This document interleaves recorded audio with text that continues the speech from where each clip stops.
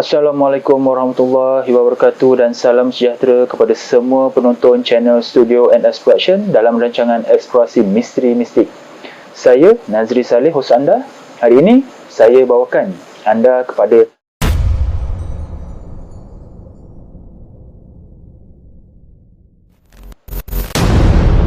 sumber maklumat yang kami perolehi dari kaedah ilmu kebatinan secara Islam, iaitu Al-Haq.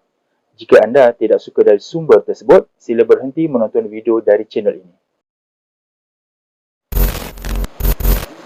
Sebelum saya teruskan video ini, bantu saya dengan tidak skip iklan ketika menonton video di channel ini.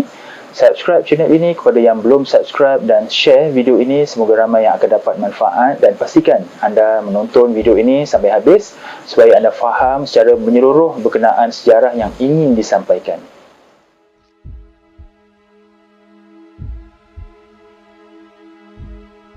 Kesultanan Pahang adalah daripada keturunan Kesultanan Melayu Melaka selepas Melaka berjaya menawan Pahang dari Kerajaan Siam pada zaman Sultan Muzaffar Shah Melaka. Kemudian Raja Muhammad, iaitu putera pertama kepada Sultan Mansur Shah dengan Puteri Onang Sari, dilantik menjadi Sultan yang pertama, dan kemudian Raja Ahmad, iaitu anak kedua Sultan Mansur Shah, menjadi Sultan kedua bagi negeri Pahang. Dari keturunan inilah wujudnya dinasti Kesultanan Pahang dari Kesultanan Melaka sehinggalah ke Sultan Abdul Ghafur Muhyiddin Shah, merupakan pemerintah negeri Pahang ke-12. Selepas pemerintahan Sultan Abdul Ghafur Muhyiddin Shah, baginda telah menjalinkan hubungan yang baik dengan Kerajaan Patani. Kerajaan Patani merupakan sebuah kerajaan awal di Tanah Melayu yang merangkumi wilayah Patani, Yala, Naratiwat dan sebahagian Songkla kini. Untuk menguatkan empayar Kesultanan Pahang dan melindungi pedagang, Sultan Abdul Ghafur Muhyiddin Shah telah berkahwin dengan Raja Perempuan Patani yang memakai gelaran Paduka Sultanah Shah Alam. Raja Perempuan Patani tersebut adalah Raja Ungu binti Sultan Bahadur Shah, dinasti Sri Wangsa, dikenali juga sebagai dinasti Ulu.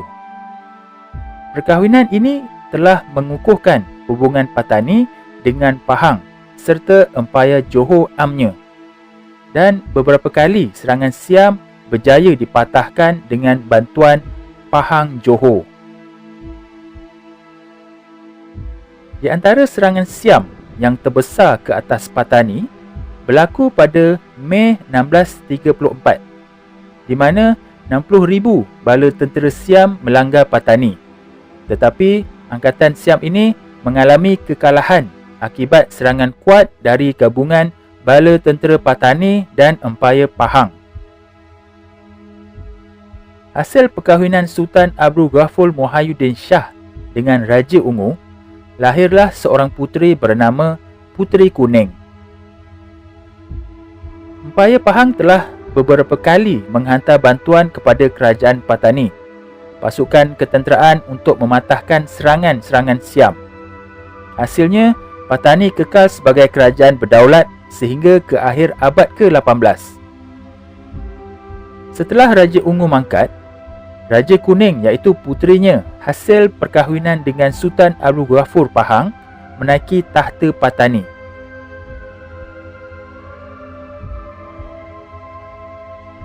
Zaman kegemilangan Kesultanan Patani ialah dari tahun 1584 hingga 1649. Semasa Patani di bawah pemerintahan Raja Perempuan atau Sultanah yang dikenali sebagai Raja-Raja Pelangi, sempena warna-warna pelangi. Raja Hijau, Raja Biru, Raja Ungu, Raja Kuning. Pada pertengahan kurun ke-17, Raja Kuning yang memerintah Patani telah mangkat dan menjadikan negeri Patani huru-hara. Raja Sakti I dari Kelantan berjaya menyatukan Patani dan Kelantan di bawah pemerintahannya pada tahun 1649. Pemerintahan di Patani selepasnya diterajui oleh puteranya Raja Bakal yang memerintah dari tahun 1688 sehingga 1690.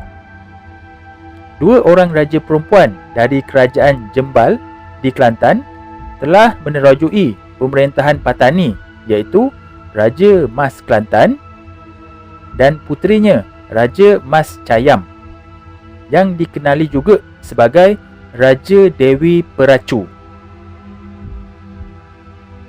Raja Mas Cayam inilah yang menabalkan anak bendahara Johor, iaitu Tun Zainal Abidin sebagai Sultan di Sungai Terengganu dalam usahanya perkukuhkan persahabatan dan persekutuan dengan Johor. Namun Johor juga mengalami kemerosotan dan tidak mampu melindungi dan menghantar bantuan tentera ke Patani lagi kerana persengketaan di kalangan pembesar Melayu dan Yang Tuan Muda Riau, iaitu pihak Bugis, pada akhir abad ke-17 dan pada abad ke-18. Pada pertengahan abad ke-19, Patani telah menjadi mangsa dasar imperialistik kerajaan Siam.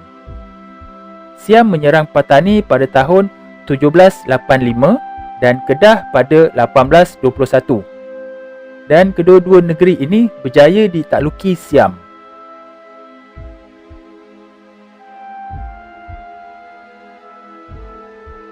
Pada tahun 1614, berlaku peristiwa di mana perebutan kuasa antara Sultan Abdul Ghafur dengan anggota keluarganya dan berakhir dengan satu pembunuhan di mana Sultan Abdul Ghafur dan Raja Muda Abdullah terbunuh.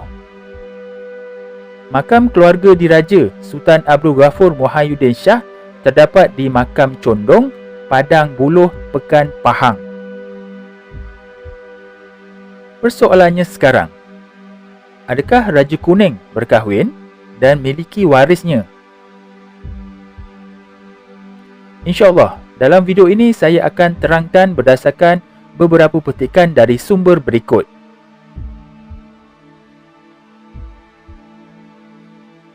Bismillahirrahmanirrahim. Dalam sejarah kerajaan Melayu Patani mencatatkan ketika pemerintahan Raja Biru, datang seorang anak Raja Johor yang memerintah Terengganu, bergelar Yang di-Pertuan Muda Johor, meminang Raja Kuning, iaitu puteri kepada Raja Ungu.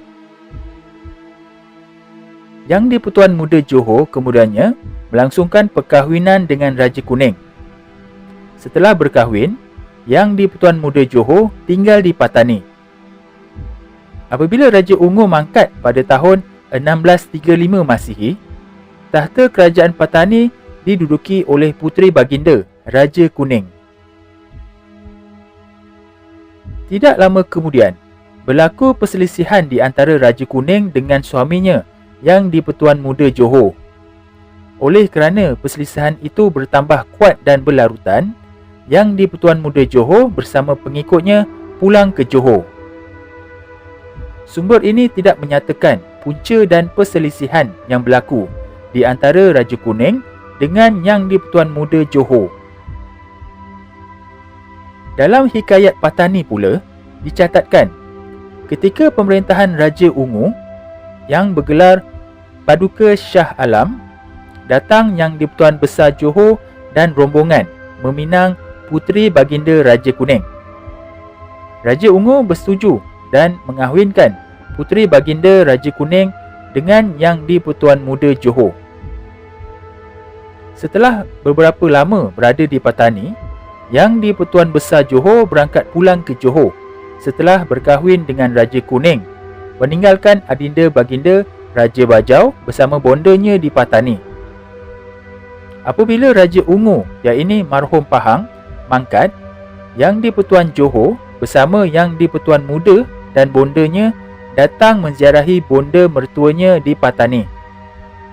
Setelah lebih kurang 3 bulan lamanya, Yang di-Pertuan Johor kembali semula ke Johor, meninggalkan bonda baginda dan Yang di-Pertuan Muda di Patani. Kemudiannya, hikayat Patani mencatatkan sepeninggalan Yang di-Pertuan Johor, Yang di-Pertuan Muda ini jatuh hati pula dengan Dang Sirat. Dang Sirat adalah salah seorang penari istana Patani yang paling merdu suaranya berbanding dengan penari yang lain. Hikayat Patani mencatatkan Dang Sirat rupanya tiada baik, terlalu jahat lagi hitam pertubuhannya dan mukanya lebar penuh dengan parut puru dan tubuhnya terlalu besar. Namun begitu, Dang Sirat memiliki ilmu guna-guna yang ketika melihat wajah Dang Sirat sebagai seorang wanita yang peri wajahnya tidaklah punya tandingan. Ketika suaminya yang di-Pertuan Muda jatuh gila dengan Dang Sirat, Raja Kuning tidak lagi tinggal di dalam istana. Sebaliknya, tinggal di dalam kebun di balai bernama Rangkai Raksi. Bayangkanlah betapa kuatnya ilmu hitam itu sehingga yang di-Pertuan Muda mengabaikan tanggungjawab dan kasih sayangnya ke atas Raja Kuning. Walaupun ketika itu Raja Kuning sedang mengandungkan anaknya. Dengan penggunaan ilmu guna-guna ini, Dang Sirat berjaya mempengaruhi Yang di-Pertuan Muda Johor, membina istana untuk dijadikan gundiknya. Oleh kerana pengaruh kuat Dang Sirat, Yang di-Pertuan Muda berteguh janji. Di dalam pada itu, Yang di-Pertuan Muda mengarahkan supaya Dang Sirat ditabalkan sebagai Cik Puan. Jika memanggil Dang Sirat dan tidak Cik Puan, orang itu akan dibelah mulut. Namun, permintaan itu dibantah oleh para pembesar Patani, membuatkan Yang di-Pertuan Muda Johor naik murka dan mengejar para pembesar Patani di atas seekor gajah bersama dengan Dang Sirat. Ketika itulah sejarah mencatatkan bahawa ubat guna-guna yang dipasangkan pada sanggul Dang Sirat terjatuh ke tanah. Maka wajahnya yang hitam lagi hodoh serta tubuhnya yang gemuk terserlah. Rasa ngeri dengan penampilan baru Dang Sirat itu dan menyedari bahawa dirinya terkena guna-guna. Maka di situ juga tubuh Dang Sirat ditikamnya oleh Yang di-Pertuan Muda Johor. Peristiwa yang berlaku ini meninggalkan kesan emosi yang sangat mendalam pada jiwa Raja Kuning, membuatkan baginda tidak lagi mempedulikan soal pemerintahan negaranya sehingga akhirnya ia digulingkan oleh pembesar bernama Raja Mir. Namun, Raja Mir telah ditangkap dan dibunuh kerana menderhaka. Ketika konflik antara Patani dan Singgora, Ayutthaya telah masuk campur dan membedil Patani. Oleh kerana Raja Kuning ketika itu sudah tua dan bukanlah pemerintah hebat seperti awal pemerintahannya, maka dia terpaksa berundur ke Kuantan sebelum mangkat pada tahun 1686. Selepas kemangkatan baginda, maka Patani ketika itu mula memasuki era kejatuhan tamadun Melayu Patani. Kesimpulannya, saya percaya bahawa waris dari Raja Kuning yang ada kaitan dengan darah dari Kesultanan Melaka dan Pahang ini masih ada sehingga kini dan mereka menjalani kehidupan seperti rakyat biasa.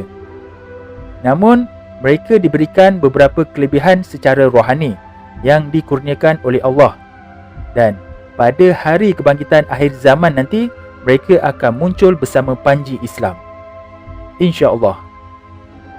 Wallahu a'lam.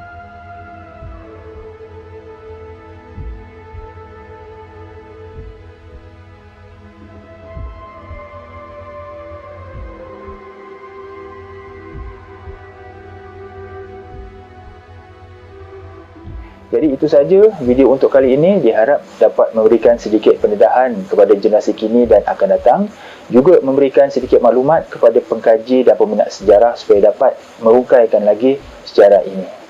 Jangan lupa sertai ahli member channel Eksplorasi Misteri Mistik ini dengan klik pada butang join di bawah video ini atau klik link pada ruangan description. Terdapat 4 pilihan peringkat package yang disediakan. Untuk penerangan lanjut, sila klik join sekarang dan anda akan dibawa kepada video penerangan berkenaan package-package tersebut.